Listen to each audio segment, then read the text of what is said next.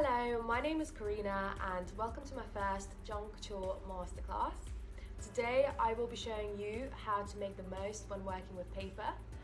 Now I am the designer behind this viral red paper dress which I made in May, and soon after I also made this upcycled newspaper dress. First of all, I think it is wise that I show you the different kinds of paper that you might consider using in your designs. We have all this coloured paper.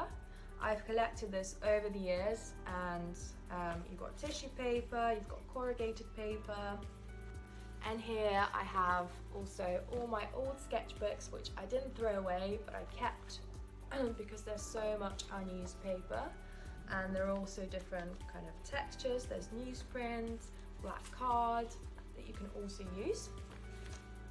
Of course you have newspaper, and you can use old magazines as well. And on a slightly more controversial theme, any kind of old unused books that you are definitely sure you're not going to read, you can also incorporate. Now with all that paper, how are you going to put it together?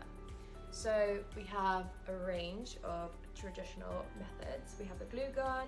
You can also sew it, which is probably the most sustainable out of all of these.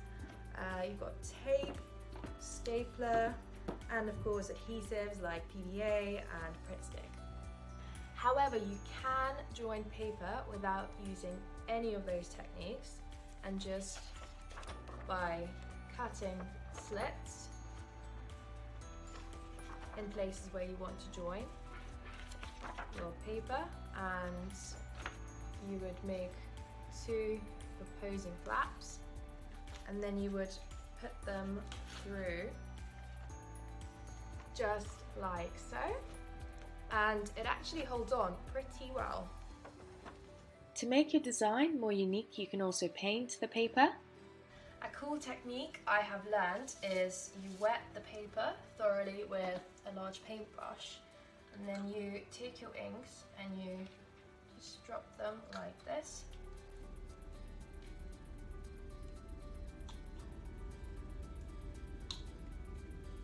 And you get this really cool, kind of like tie-dye effect.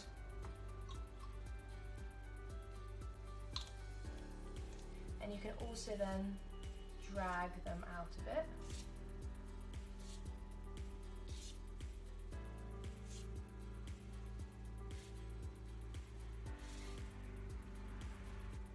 And you can drip them.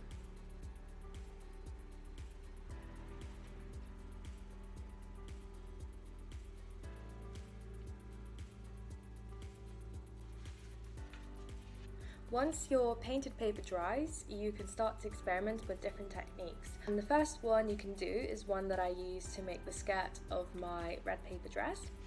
And it's just creating two flaps on the end and bending your paper into shape how you want it, and then securing these down. Of course, another fairly simple one is just pleating it like so. To imitate embellishment, you can use quilling by cutting out strips of paper and then rolling them into little swirls. You can also cut the paper into squares and collage it together for a textured effect. Also imitate feathers by cutting lines with a craft knife halfway down your square, and then so bend them afterwards a little bit to give them more shape. Now once you have your feathers, you can attach it the same way I showed you with the two opposing flaps. So you slide it in like that, and here's your feather sticking out. Of course, once you start building it up and you have an array of feathers here, you get a really beautiful texture. To show off your craftsmanship, you can also cut paper into intricate designs like this one, and of course don't forget you can always use up the bits that you've cut away.